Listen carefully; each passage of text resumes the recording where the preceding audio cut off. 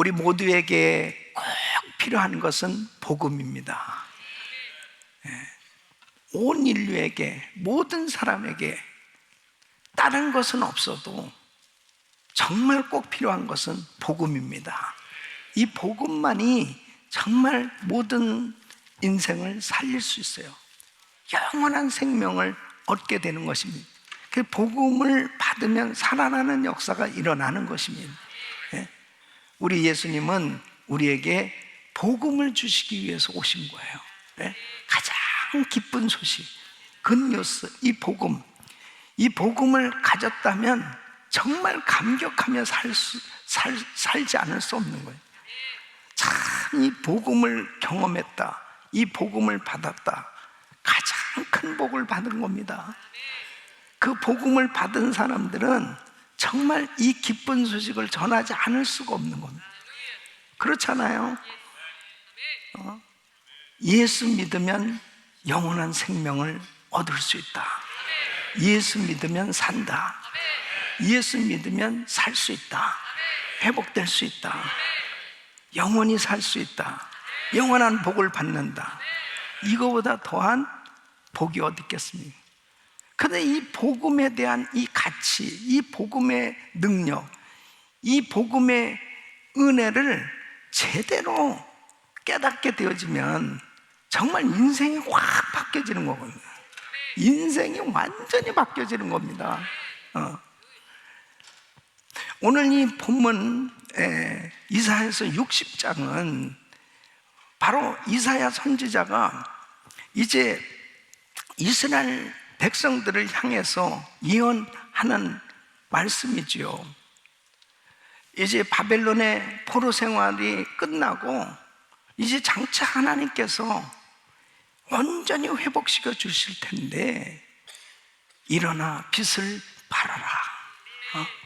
다 모든 것을 잃어버리고 절망 가운데 이제 모든 것 끝났다고 생각하면서 살 수밖에 없는 그런 고통 가운데 있을 때 이 희망의 메시지, 소망의 메시지를 이사야 선지자를 통해서 주셨을 때 얼마나 감격스럽겠습니까?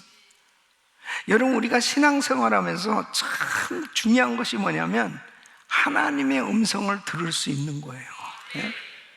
남이 듣지 못한 세계를 듣고 남이 보지 못한 세계를 보고, 이게 신앙생활이거든요. 그러니까 오늘도 예배를 드리는 가운데 우리 성도님들에게 주님의 음성이 들려질 수 있기를 바랍니다. 하나님께서 여러분들에게 영의 눈을 열어주셔서 그 영적인 세계를 볼 수 있기를 바랍니다. 정말 하나님을 만나는 그 시간, 가장 감격하는 그 시간이 됩니다. 그래서 예배 때마다 이런 감격이 있어야 되는구나. 예배를 드릴 때마다 기대가 돼야 됩니다. 하나님 오늘은 또 무슨 말씀을 나에게 들려주실까? 하나님 보게 하여 주시옵소서. 하나님께서 분명히 성령으로 이 자리에 임재 계신데 그 주님께서 만나주시는 은혜를 경험하기만 하면 그냥 모든 것이 열려지지 않습니다. 그래서 선지자가 필요한데 이사야 선지자는 이미 이스라엘 백성들이 앞으로 될 일들에 대해서 하나님께로부터 받아서 지금 이 말씀을 전하고 있는 겁니다.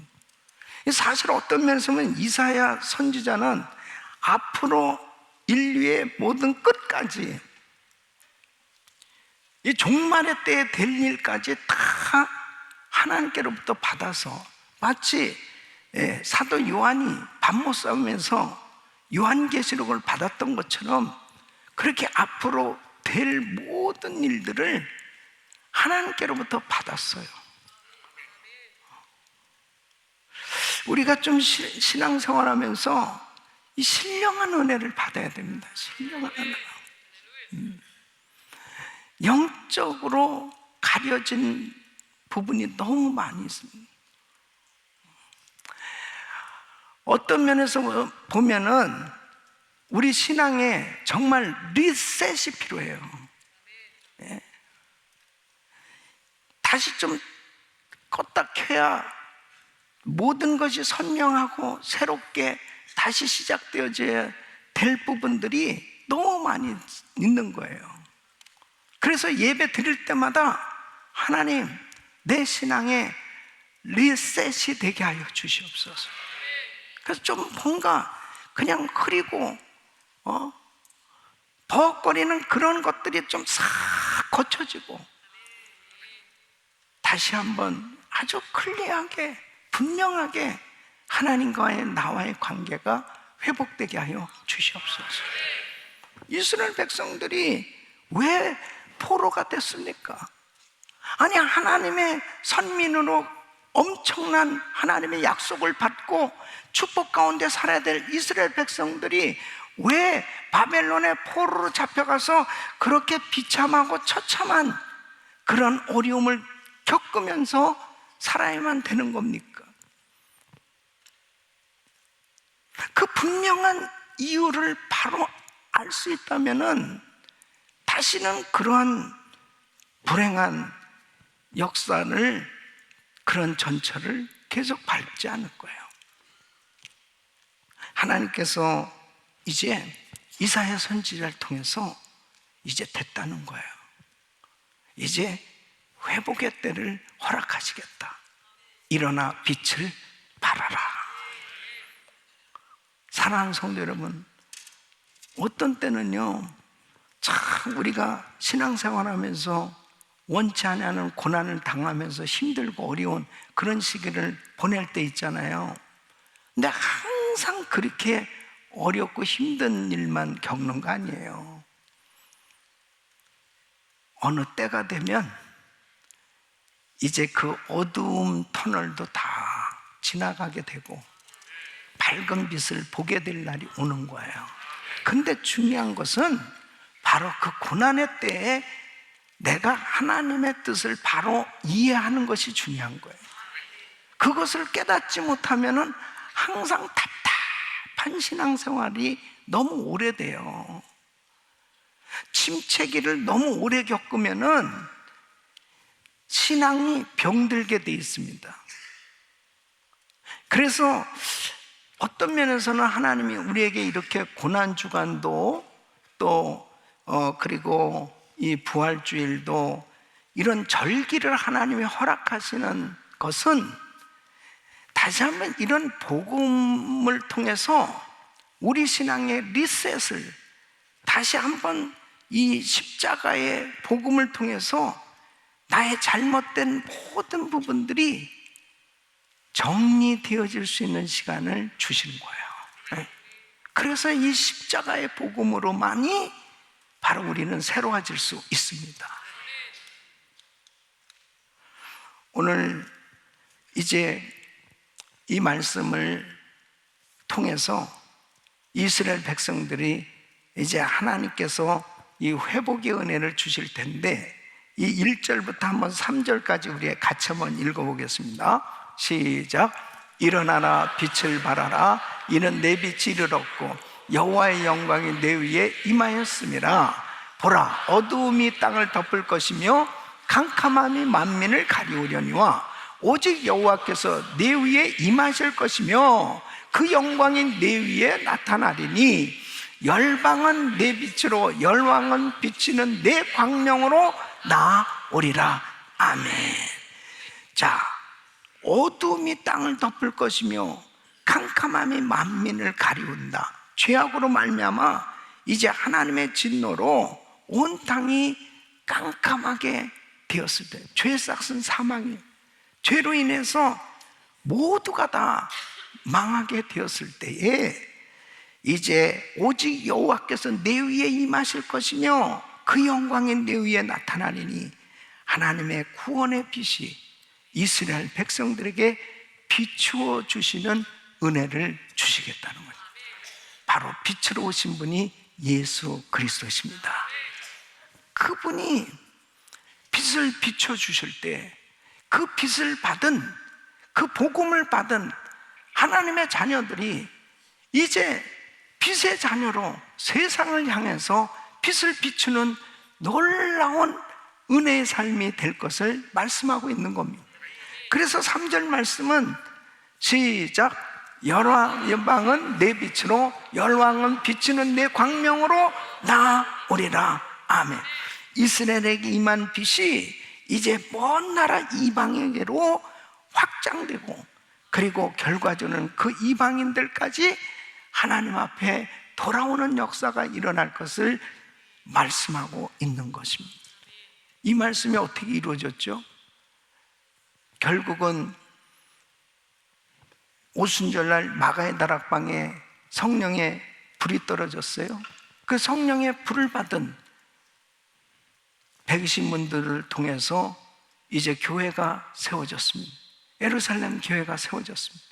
그리고 사도행전 1장 8절 말씀 시작, 오직 성령이 너에게 임하시면 너희가 권능을 받고 예루살렘과 온 유대와 사마리아와 땅끝까지 이르러 내 증인이 되리라 하시니라. 아멘. 성령이 임하니까 예루살렘, 온 유대, 사마리아 어디까지요? 땅끝까지. 그러니까 이 복음이 먼 나라 땅끝까지 이방인들에게, 우리들에게까지 이 복음이 전해지게 된 것입니다. 할렐루야. 하나님께서 이제 이 복음을 받은 교회, 우리들을 통해서 열방이 주께 돌아 주를 경배하는 이 세계 선교를 감당하도록 하나님께서 지금도 일하고 계신 줄로 믿습니다. 열방이 주께 돌아오는 이런 역사가 일어나는 것입니다. 요즘 이 튀르키예 지역의 지진으로 인해서 역사상 정말 이렇게 많은 사람들이, 사상자가 나오고 이재민이 나오고 또 계속해서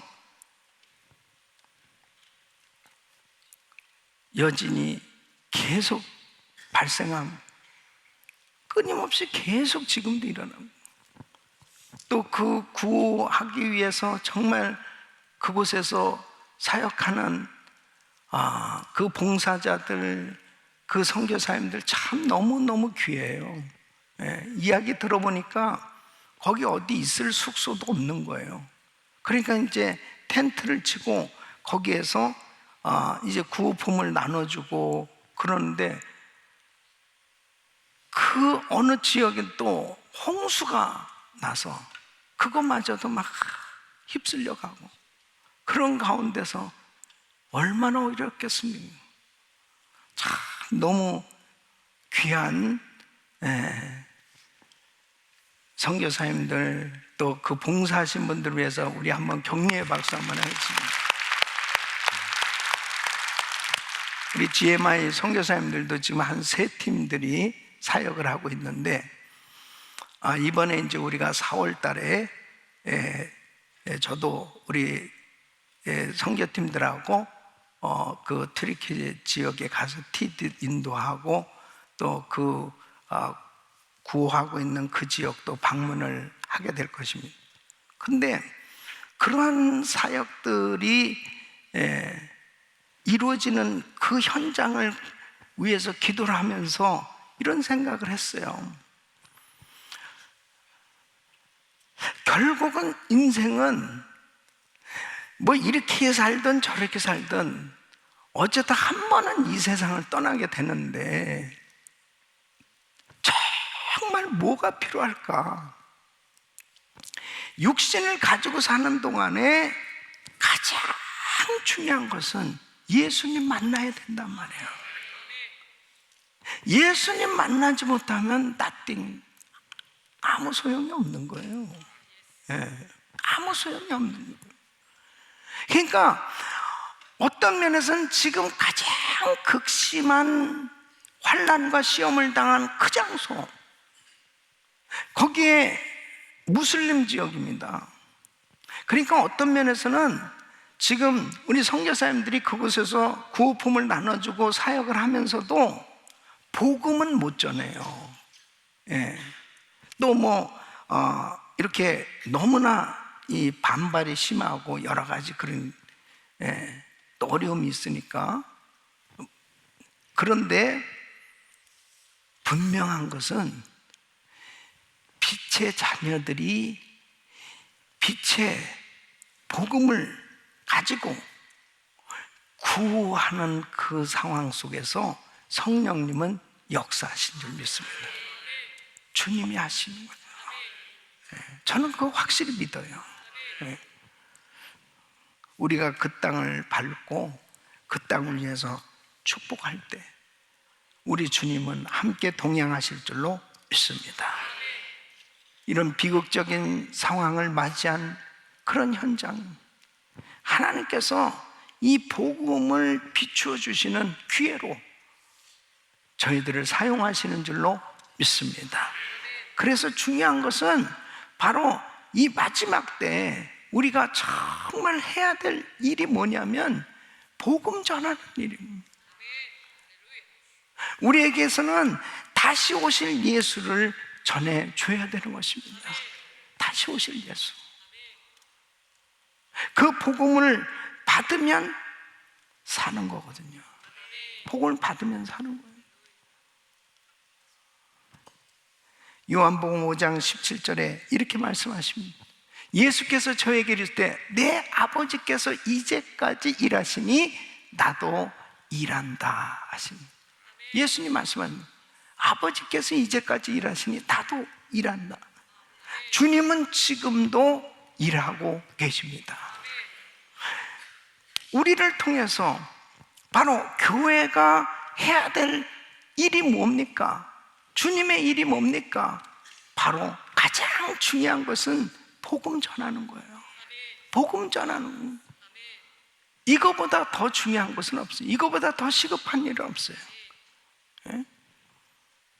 요즘 이렇게 천재지변 그리고 막 도무지 경험하지 못한 이런 위험한 일들이 많이 발생하고 그런 상황 가운데 더더욱 느껴지는 것이 뭐냐면 야, 정말 우리 가족들이 다 복음으로 충만해야 된다. 우리 성도들이 복음으로 충만해야 된다. 복음으로 충만해야 된다. 복음으로 충만하다는 것은 예수로 사는 겁니다. 예수로 사는 거예요. 따라하겠습니다. 나는 예수로 산다. 나는 예수로 산다. 아멘. 예수로 살아야 돼요. 예수로. 정신 바짝 차려야 되는 것입니다. 복음으로 충만할 때 바로 이 놀라운 복음의 빛을 받은 우리가 이 복음의 빛을 비추는 복음 전하는 예수로 사는 삶이 되는 줄로 믿습니다. 그래서 요한복음 9장 4절 이렇게 말씀하십니다. 때가 아직 낮음에 나를 보내신 이의 일을 우리가 하여야 하리라. 밤이 오리니 그때는 아무도 일할 수 없느니라. 밤이 오리니 그때는 아무도 일할 수 없는. 여러분, 일할 수 있을 때 해야 되는 거예요. 밤이 온다니까요. 밤이. 요즘 이렇게 보면은 제가 은혜교회 이제 우리 은혜교회 온 지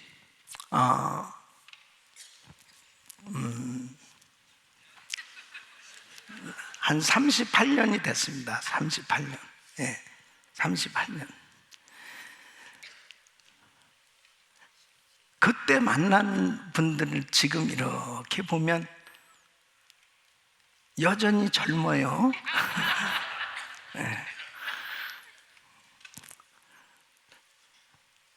야, 우리 김광신 목사님이 이제 천국에 가셨는데 이제 벌써 일주기가 다가오고 있습니다. 일주기. 목사님이 천국에 가시더니 한 분, 두 분 자꾸 부르시는 거예요. 장로님들도 권사님들도.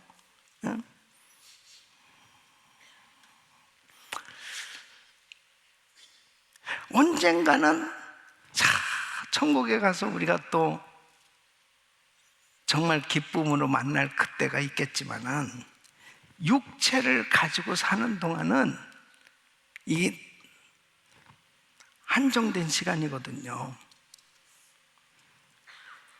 이 시간에 뭘 해야 되느냐? 복음 전하는 일을 해야 되는 것입니다. 빛을 비추는 이 복음 전하는 일, 이거보다 더 소중한 일 없어요. 그래서 잠언 10장 5절에 이렇게 말씀합니다. 여름에 거두는 자는 지혜로운 아들이나 추수 때에 자는 자는 부끄러움을 끼치는 아들이니라. 뭐가 지혜나요? 뭐가 지혜예요? 복음 전하는 일을 부지런히 해야 되는데, 기회가 있을 때 부지런히 주의 일을 해야 되는데, 하나님의 기회를 주셨는데 너무 게을러 터져가지고 그 기회를 다 놓쳐버리고, 그 젊은 날, 그 정말 힘있게 하나님 앞에 쓰임받을 수 있는 그 좋은 기회 다 놓쳐버리는, 그것이 바로 부끄러운 아들의 삶이 된다는 거예요. 기회가 있을 때, 문이 열렸을 때, 건강할 때 열심히 주님의 일에 동참하고 쓰임받기를 축원합니다. 그게 지혜예요. 목사님, 제가 조금만 여유가 생기면 그때 섬겨가죠. 그때 봉사하죠. 그때 교회 좀 나와서 예배 드리죠. 아이들이 조금만 크면은, 아니 목사님, 이 애들이 결혼만 시켜놓고, 아니 이 애가 결혼만 시켜놓으면 되는 줄 알았더니 애를 낳네요. 애를 보느냐고 오늘 예배 못 나온 분 2분 계셔. 진짜로 이렇게 저도요, 우리 이제 손자 손녀를 보니까 참 귀엽고 좋은데, 이 자식이라는 것은 그냥 죽을 때까지 연결이 되는 것 같아요.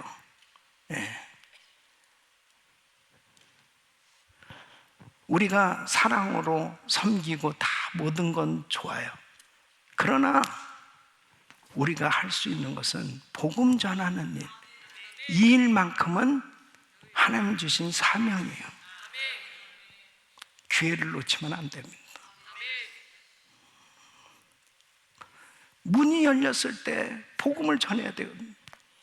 지금 보니까 이제 중국도 지금 1세대 이 선교사님들은 다 추방입니다. 거의 다 이렇게 활동 못해요. 과거에 너무너무 좋았어요. 들어가서 복음 전하고 사람들이 너무나 사모하고, 그러니까 한때는 진짜 중국만 가고 싶을 때도 있었어요. 가면은 막 사람들이 너무 사모하거든요. 너무 사모하니까 말씀 전하면, 목사님 한 번 더 예배 드려주세요. 그래, 예배 드렸잖아요. 목사님 가시면 언제 오시겠습니까? 우리는 목사님도 없는데요. 그러면서 막 그렇게 이 혈류병 앓던 여인에 대한 설교를 한번 하고 났는데요, 혈류병 앓던 여인이 예수님의 옷자락에 손만 대도 병이 났다, 이 설교를 했더니 그 다음에 이제 통성기도 하는데 전부 저한테 달라붙어가지고 안수를, 누가 누구를 안수하는 거예요? 본인들이 나를 안수하는 거예요. 몸에 손만 대도 내 병이 날 거다. 내 몸이 찢어지는 줄 알았어요. 완전히 자빠져. 여기서 끌어당기고 저 끌어당기고. 그런데 기적이 일어나잖아요. 정말 믿음대로 치유받는 역사가 일어나는 거예요. 예? 그렇게 막 사모하니까 얼마나, 사실은 가가지고요 거의 금식이야. 너무 먹는 거는 정말 힘들더라고. 너무 힘들어. 그래서요 이렇게 말씀 전하고, 이게 방 안에 이렇게 조그만 방이 있습니다. 사람들이 그 열기에 그냥 방 안이 완전히 그냥 수증기가 막 확 그럴 정도로, 그렇게 뜨겁게 기도하고.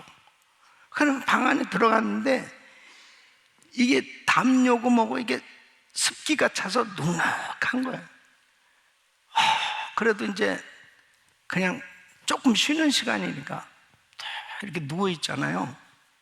한 30분 이제 쉬고 그 다음 계속 해야 되니까 집회를. 그럼 똑똑똑 문 딱 열면, 목사님 기도 좀 해줘. 벌떡 일어나서 기도, 문 딱 줄 쫙 서서 그러면 계속 그냥 집회하는 거예요. 사실 참 이게 내가 강단이기 때문에 내가 구체적인 얘기는 못해요. 내가 못 먹는 이유를 구체적인 얘기는 못 하겠는데, 어쨌든 그냥 물만 마시고 계속 어떤 때는 금식하니까 목사님은 너무 신령하신가 보다. 나도 먹고 싶어. 나도 못 먹는 이유가 있다니까.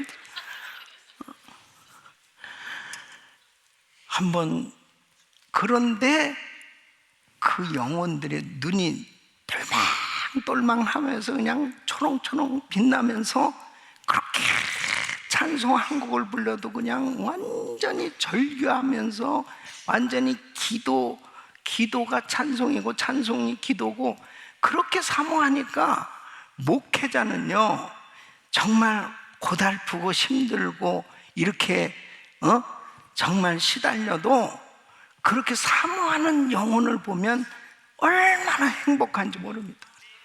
그게 행복이에요. 다른 게 행복 아니에요. 그렇게 막 사역하면서 기쁨이 충만하고 은혜 넘치는 LA에 딱 돌아오면 얼마나 교인들이 뺀질뺀질한지. 아멘도 별로 잘 안 하고, 그 다음에 항상 예배 드리는 거, 항상 성경 언제든지 읽을 수 있고 언제든지 예배 드릴 수 있고, 그러니까 별로 사모하는 것도 별로 없는 거예요. 그래서 어느 날은 주여 중국만 가게 하여 주시옵소서, 그럴 때도 있었어요. 그래서 많은 교회들도 세우고 그런 사역들이 됐는데, 보세요, 문이 딱 닫혔잖아요. 그러니까 때가 있다니까. 때가. 러시아도 마찬가지고, 러시아도 얼마나 정말 초창기에 사할린이고 하바라스크고 막 그때 교회들 처음 선교사님들 가서 전도 집회할 때 엄청 다녔습니다.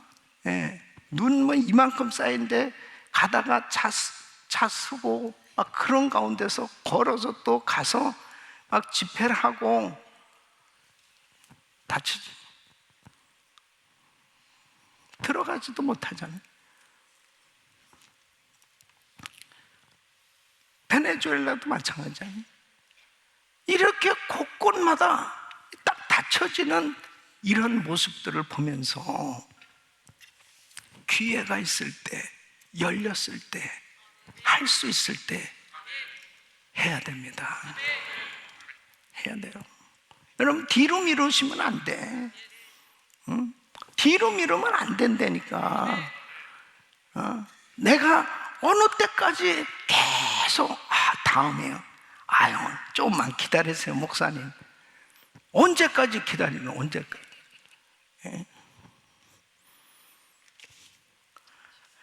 하나님 앞에 기회를 달라고 기도하지 마시고 하나님이 이미 주셨기 때문에 순종하면 열려지게 되는 것입니다. 하나님이 지금도 우리를 쓰시거든요. 계속 이 가운데서 한쪽이 맡기면 한쪽이 열려지고, 열려진 것들을 보면서 지금 계속 사역을 하고 있는 거예요. 지금은 이제 그렇게 사역할 수밖에 없습니다. 예, 어디가 열려졌는지 그 열려진 것을 기도하면 성령님은 지금도 선교를 이끌고 계세요. 사도 바울이 계속 아시아에 가서 말씀 전하려고 하는데 꽉 막히는 거예요. 자꾸 막히는 거야. 예, 이상하다. 근데 마케도니아 사람이 환상 가운데 와서 우리를 도우라. 성령님이 방향을 트시잖아요. 너는 지금 유럽으로 가야 돼. 그러면서 유럽 선교의 문이 열려지지 않습니까? 지금도 역시 마찬가지. 그래서 하나님 앞에 엎드려 기도하면서 주님, 금년에는 어떠한 방향으로 사역을 해야 되겠습니까? 우리 성령님이 지금도 일하고 계신 줄로 믿습니다. 지금은 큰 영혼의 추수의 때예요. 믿습니까? 자, 4절 말씀 한번 같이 읽으면 시작. 내 눈을 들어 사면을 보라. 무리가 다 모여 내게로 오느니라. 내 아들들은 원방에서 오겠고 내 딸들은 안기어 올 것이라 그랬습니다. 예. 여러분, 이 말씀은 이제 1차적으로 바벨론에 포로로 있던 이스라엘 백성들이 다시 예루살렘에 귀환한 날을, 그 예언의 말씀이 이제 성취된 그 날을 의미하는 거죠. 그런데 이 말씀은 결과적으로는 하나님의 택한 백성들, 열방이 복음을 듣고 사방에서 주님 앞에 돌아오는 그날을 의미하는 것입니다. 예? 또 뿐만 아니라 이스라엘 백성들을 역사적으로 한번 보세요.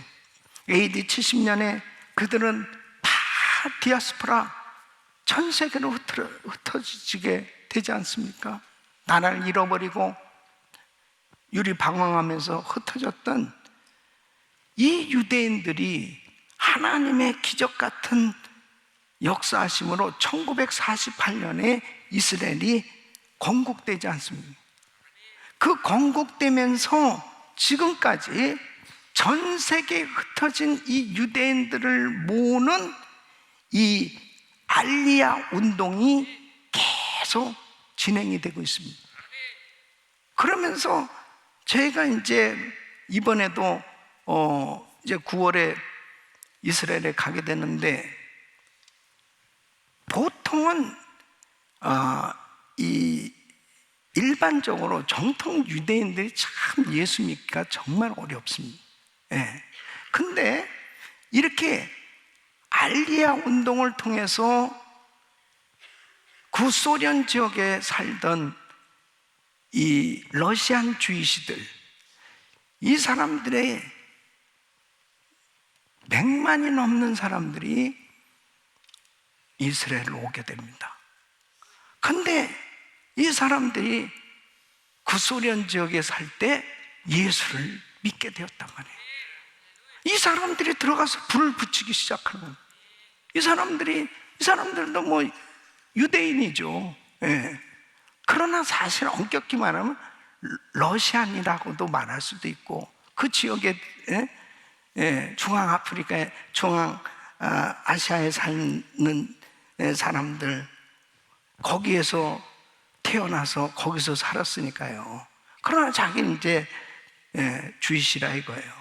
그래서 어쨌든 이스라엘에 갔는데, 그러니까 러시아 말로 통역이 돼서 그들에게는 러시아 말로 예배를 드리고, 이스라엘에서 그러면서 또 역시 그들의 자녀들은 이스라엘에 태어나서 그들은 히브리 말을 하고 영어를 하고, 그러면서 그들이 이 정통 유대인들을 향해서 복음을 전하고, 그러면서 주님 앞에 돌아오는 역사가 일어나기 시작하는 거죠.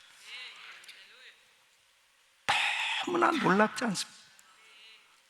그러니까 이 정통 유대인들을 깨트리기 위해서 하나님은 전 세계에 이 흩어져서 살던 이 유대인 디아스포라들을 알리아 운동을 통해서 이 예루살렘으로 모으고, 그리고 그들에게 정말 성령의 불을 주셔서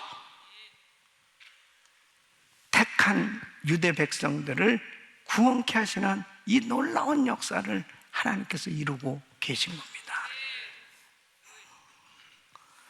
지금은 큰 영혼의 추수 때예요. 사방에서 이제 하나님의 백성들이 주님 앞에 복음을 듣고 돌아오는 역사가 일어나는 줄로 믿습니다. 그래서 5절 말씀 보면, 그때에 내가 보고 희색을 바람, 내 마음이 놀라고 또 화창한 이는 바다의 풍부가 내게로 돌아오며 열방의 재물이 내게로 옴이라. 여러분, 여기서 희색을 바라고 그리고 화창하리니, 이것은 이 구원의 열매를 보고 감격하며 점점 기쁨이 커져가는 모습을 말하고 있습니다. 그러면서 놀라운 것은, 자 보세요, 이는 바다의 풍부가 내게로 돌아오며 열방의 재물이 내게로 옴이라. 열방의 재물들이 하나님께 쓰임받게 된다는 거예요. 네? 지금 교회 시대는 어떻습니까? 아니, 어떻게 우리가 복음을 듣고요, 자 보세요, 우리가 지금 미국에 살고 있어요. 미국도 다 청교도들에 의해 세워진 나라잖아요. 영국에서 핍박받던 크리스찬들이 자 미국에 왔어요. 미국에 와서 자 이곳에서 신대륙에서 제일 먼저 한 건 교회를 세웠습니다. 교회를 세우고 그리고 하나님을 예배하게 됐습니다. 하나님 앞에 예배하면서 각자 받은 그런 은사대로 학교를 세우고 병원을 세우고, 그리고 이 미국을 건설하기 시작합니다. 미국은 이민의 나라입니다. 전 세계에서 수많은 족속들이 미국으로 몰려오는 거예요. 그러면서 참 놀라운 것은 이 미국에서 예수를 믿고 교회를 세우게 되고, 교회를 통해서 예수를 믿고, 그리고 하나님 앞에 드려진 그 헌금을 통해서 또 열방을 향해서 선교하는 이런 역사가 일어나고 있지 않습니까? 하나님께서 지금도 세상의 물질이 교회로 와서 교회를 통해서 세상의 복음의 빛을 비추는 선교하는데 하나님이 사용하고 계신 줄로 믿습니다. 그러니까 은혜를 받으면 지갑이 열리게 돼 있습니다. 은혜를 받기 전에는 지갑이 꽉 닫혀 있습니다. 예. 헌금 안 돼요. 헌금 절대 못 합니다. 그런데 은혜를 받으면 제일 먼저 열리는 게 마음도 열리지만 지갑이 열려요. 그래서 하나님 앞에 드리는 게 너무 행복한 거예요.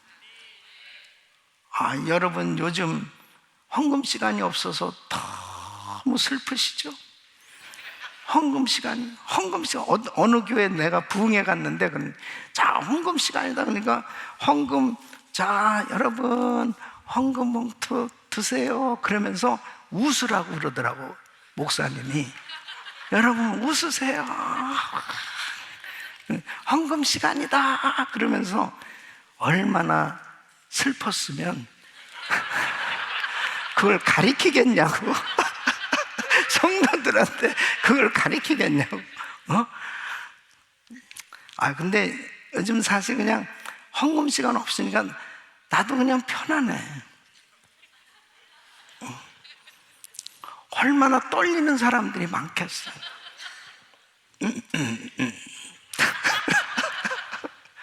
또 안 가져온 분은 얼마나 또 좀 송구하고. 예? 그러니까 근데 잘하는 건지 잘못하는 건지는 잘 모르겠습니다, 저도. 그러나 이게 뭐 코로나 팬데믹 상황에서 어쨌든 뭐 이런 문화가 하나 만들어지긴 했는데, 사실은 이 헌금 시간은 너무 중요한 시간이에요. 정말 소중한 시간. 항상 주님 앞에 나올 때 잘 적어서 항상 이렇게 철저히. 네. 그리고 하나님 앞에 11조에 대해서도 그래요. 이것은 주님 앞에 믿음의 표현, 사랑의 표현이거든요. 11조를 가지고 마음대로 하는 사람도 간혹 있어요. 감성금도 하고 구제도 하고 선교도 하고 하나님의 거 가지고 자기가 마음대로 기분 내는 사람이 있습니다. 막 이렇게 그러면 안 돼요. 반드시 주님의 것은 주님 앞에 철저히 구별해서 드리셔야 돼요. 예. 어떤 면에서 보면 우리가 이게 초신자 때는 누가 보이는 것에 대해서 조금 그렇잖아요. 그래서 어느 교회는 보니까 11조 감성금 뭐 쭉 해가지고 명단을 쫙 썼더라고요.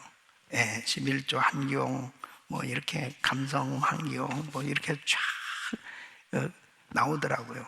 예. 원래 그렇게 해야 돼요. 예.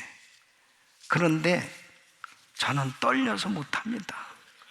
예. 여러분, 하나님 앞에 이렇게 희색이 바라고 화창하리니 이 복음을 받은 감격이 넘쳐지고 은혜가 넘쳐졌을 때 하나님은 필요한 모든 것들도 다 채워주시고, 그리고 자신의 것을 가지고 마음껏 복음을 전하는데 사용하시는 줄로 믿습니다. 하나님 앞에 저는 우리 성도들이 물질로도 정말 우리 주님을 마음껏 섬길 수 있는 이런 은혜가 있기를 예수 이름으로 축원합니다. 그래서 어느 순간에 보면 그래요. 정말 우리 교회도 전혀 알지 못했던 분이, 주님을 알지 못했던 분이 주님을 만나고 나니까 영의 눈이 딱 열려지니까 첫 번째 뭐겠어요?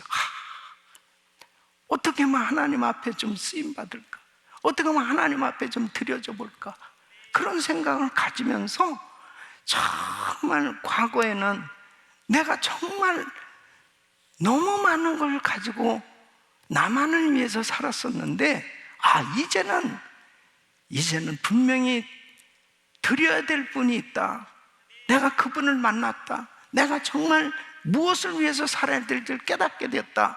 그래서 이 복음을 전하기 위해서 나의 사업체, 내가 가진 재능, 이런 것들로 하나님을 섬기라 작정하고 주님 앞에 드려지는 이런 분들을 또 하나님이 예배하시고 또 귀한 사역에 쓰시는 것을 보게 됩니다. 정말 놀라워요. 순간순간마다 보면 하나님이 그렇게 인도해 주실 때가 있어요. 사랑하는 성도 여러분, 여러분의 삶이 하나님 앞에 마음껏 드려질 수 있기를 바랍니다. 그 대영원 추수의 때에 여러분의 받은 달란트도 은사도 그리고 물질도 그리고 여러분 자신이 가진 그 소중한 이 복음의 은혜, 이것을 아낌없이 주의 복음 위에서 마음껏 쓰임받기를 예수 이름으로 축원합니다. 마음껏 쓰임받기를 축원합니다. 그럴 때 하나님께서 필요하면 모든 것을 다 보내주신다니까요. 예? 여러분에게 동역자도 붙여주시고 물질도 주시고, 예? 모든 것을 다 주셔서 하나님의 일을 하게 해주신다니까요. 절대로 우리가 하는 거 아니에요. 내가 하는 거 아니에요. 하나님이 바로 그 영혼, 추수할 그 영혼들을 바라보시면서 그 안타까운 마음을 가지고, 주님의 마음을 가지고 선교하려고 하는 그 귀한 일꾼에게 하나님은 필요한 것들을 다 보내주셔서 그 귀한 사역 감당하게 하신 줄로 믿습니다.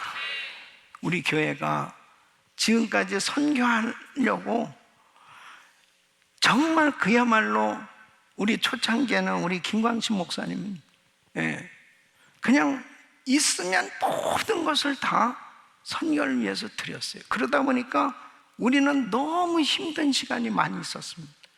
우리 교역자들은 거의 사례비도 제대로 못 받고, 그리고 참 교회가 뭐 교육부를 위해서 제대로 지원도 못했고, 참 그런 여러 가지 뭐 자체 성전도 없었고, 참 힘든 그런 시기가 참 많이 있었습니다.